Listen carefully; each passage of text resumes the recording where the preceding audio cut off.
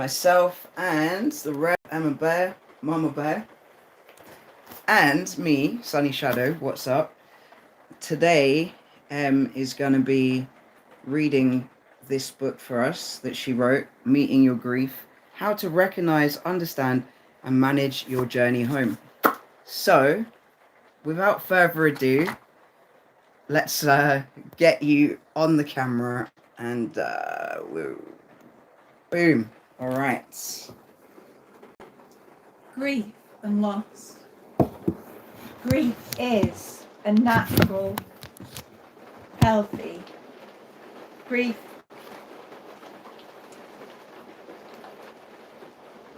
meeting your grief. How to recognize, understand, and manage your journey home. Grief and loss. Grief is a natural, healthy, emotional, and physiological response to experiencing a loss of something familiar that we have an emotional attachment with. Life changes. Therefore, we naturally feel a loss of what was familiar. Grief is a part of life. Everybody is grieving. It just looks different. Loss is when something happens that is perceived to be negative by the individuals involved, which results in long-term changes, absences in a person's social situations, relationships, or way of viewing the world, that leaves the person or people with a sense of lack or feeling that something familiar is missing. You can grieve a person, a pet, a community, a home, a country, an object, finances, a vision, a job, yourself, a state of being, health and lifestyle, anything at all that you have an emotional attachment to. You can grieve a person, a place, or a thing, whether or not it was healthy or good for you. All changes, all transitions from what you're used to or familiar with or emotionally attached to brings grief. Bereavement is commonly confused with grief. Bereavement is the experience of loss following the death of a person or pet. And you can experience grief without bereavement, but you cannot experience bereavement without grief. Mourning is when you publicly and openly express grief. It is called mourning. And mourning can be a helpful way of expressing how you feel following a bereavement. Wearing black can be symbolic during a period of mourning. Hiding your grief, putting on a brave face, or trying to keep a stiff upper lip attitude is counterproductive to your grieving process. Emotional symptoms. Emotions come in waves and without warning. 1 minute, life may feel as if it was back to normal, and the next, you can find yourself in tears. Grief causes people to experience the entire spectrum of emotions, from sadness to anger to joy. You may sometimes feel detached from your emotions and function as if you were on autopilot. There are no right or wrong emotions when it comes to grief. It's essential to acknowledge and feel them to heal them. P.S. Fear is grief and the loss of safety. Physical symptoms. Loss is an extreme stressor that takes a major physical toll on the body. Grief can overwork your nervous system. It can cause a weakened immune system that makes it easier for you to get sick. Symptoms include fatigue, headaches, nausea, restlessness, upset stomach, heart palpitations, weak muscles or joint pain, tightness in your chest or throat, having reduced or increased appetite, trouble sleeping, insomnia, or sleeping too much. Behavioural changes. Grief can make it hard to concentrate or complete tasks.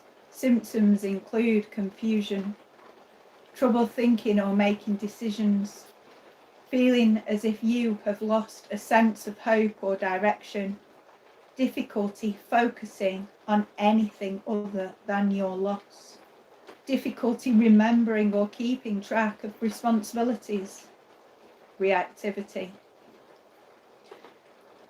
What is really going on in your body? Grief affects you physiologically. To your mind and body, a threat is a threat. So when you're facing a loss of something familiar, your body feels under threat. Your body automatically generates a stress response where your limbic brain comes online and your body's prepared to survive. Grief is nature's way of keeping you safe and helping you get through what you're facing. When you make time and space to slow down and sit with whatever's going on for you, you are empowering yourself to take back control. Even when life seems uncontrollable and impossible, taking a pause helps breathe life into the situation. The trick is to find a way that you can bring yourself back online so the part of your brain called your prefrontal cortex can enable you to activate logic and reasoning. Logic and reasoning support you to gain clarity and focus on what's actually happening and help you to find your new direction despite the changes. Chapter 2, Recovering from Grief. You cannot just get over grief. Grief is a recovery process, a natural part of living and managing change.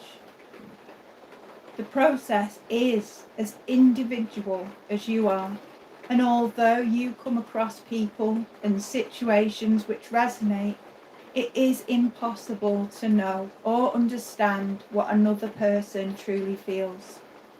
Take your time. There's no rush. You need to feel to heal, and here is why.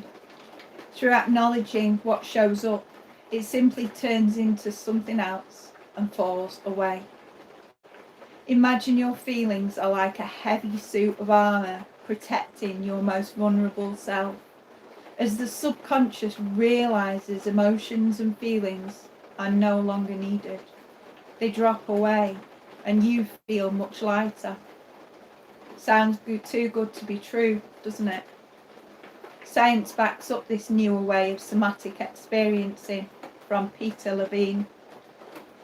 Embodiment practices can melt away numbness. Yes, it does hurt. Yes, it is emotionally painful. And yes, it is physically uncomfortable. It does not last. You do not have to relive any past trauma or experiences to move through things. When you notice sensations in your body and allow them space, what rises loses its intensity. EFT, meditation, and mindfulness also work through similar mind, body, and spirit techniques. Allowing space enables the feeling to move and transform, then release. This is you, listening to your own body and allowing what's right for you to lead the way. Your body knows you're ready to shift and change, and it'll tell you when. It will not give you more than you can handle. Suppressing grief. It can depress your feelings deep inside, and that causes avoidance, depression, inhibited grief, and contributes to much more physical dis-ease by lowering your immune system. Grief and memories. Your love still exists in your memories. These memories live in you. Memories can feel painful, and the memory will not leave or diminish with the pain. The pain will subside and get easier to be with how you feel as you remember. In time, the thoughts and feelings around remembering changes and leaving the memory with you, replacing sadness with gratitude. This is your grief. This is your journey. Grant yourself permission to honour your truth and grieve however you want to in your own authentic way. Chapter 3. Understanding professional terms for grief. There are many categories of grief. Categories help professionals put grief in a box. They generalise based on statistics so that all people can understand what is going on. All grief is caused by the experience of loss, and you do not need to be fit into or defined by anyone else's perception of grief. Your grief is your own. Through owning it, you can grow through it your way. On the following pages, and in no particular order, are the categories. Anticipatory grief is when you grieve for something you believe you will lose. This grief is when you believe you are about to become redundant at work, your child is about to leave home, have received a diagnosis, believe you will die at a certain age like previous relatives before you, are about to become bankrupt, are awaiting a prison sentence, moving away from home. It's so scary facing uncertainty and big life changes, but you can work through what you believe, through overcoming your limiting belief by challenging it. Challenging a belief helps you discover what bits are true and what bits have room for change.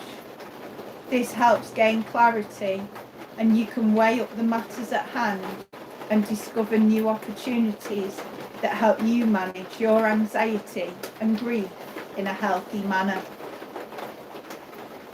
Abbreviated grief is where a professional tells you your grieving process is shorter than the average length of 1 to 2 years. Grief is so unique to each person, there isn't any right or wrong timeline. Grief takes what time it takes. Grief can pause, and the weight of your acknowledged grief and the length of time to return to a new normal are dependent on your unacknowledged grief and your unique life path so far. Delayed grief is when your body naturally goes into shock and puts you on pause. This is how your body and mind are teaming up to protect you. This way, you can get around to grieving when your body and mind are ready to do so. Have mercy. Be gentle with yourself. There is no rush. You will be ready when you're ready. Inhibited grief is when you repress your emotions so much it becomes a physical symptom like insomnia, panic or anxiety attacks and stomach aches. Sometimes you don't want to share how you feel in case you cause discomfort for other people, so you keep it all inside. Sometimes you fear judgment from others, so you hide how you feel. And sometimes people do not want to listen and attempt to minimize what you're experiencing. It is a common belief that our thoughts, feelings and emotions can be painful and create more problems. So it makes sense that you try to avoid the pain and suffering and all the issues that go with it. Do you try to remain positive? Do you wear a brave smile while pushing away negative? Be aware of toxic positivity. The world really does suck sometimes, and it does seem unfair, and it isn't all that rosy. Please be aware, suppressing your feelings and emotions can be a trauma response to not being allowed to express and experience your feelings. People with parents and caregivers who did not openly express emotions often don't know how. Often, people in unhealthy relationships can experience being ignored, invalidated, criticised or punished for sharing how they feel. It really is important you find a safe space where your grief and all your emotions are welcome, where you feel seen and heard. Your emotions and feelings are a natural and healthy way that your body and mind communicate what is going on for you. Cumulative grief is when you are working through the grief of many losses at the same time.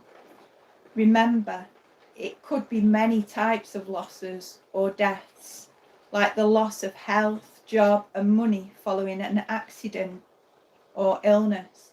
It could be that you have experienced multiple bereavements, one after another. It could be that you have unacknowledged grief on top of acknowledged grief. Be kind to yourself. It's a lot of weight to bear.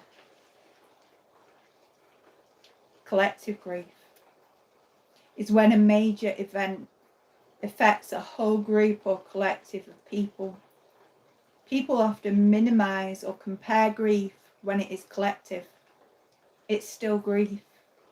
Just because everyone experiences it does not mean it's any less painful for you. How grief shows up for each individual is dependent on how much grief is acknowledged, experienced, and each person's individual life journey. Have mercy. Generational grief is when a collective grief is passed down to the next generation, or when you are carrying the grief passed down from a family member. When you are raised by a grieving parent, family, or community following the trauma, you are living with the symptoms of their grief. It can be silent, covert, repressed, angry, unsure, insecure, reactive, often surrounded by many experiencing anxiety and depression, as well as trauma responses. You can break the cycle through specialised therapy and acknowledging your own grief and that of others. Absent grief is when to outsiders you show no signs of grief.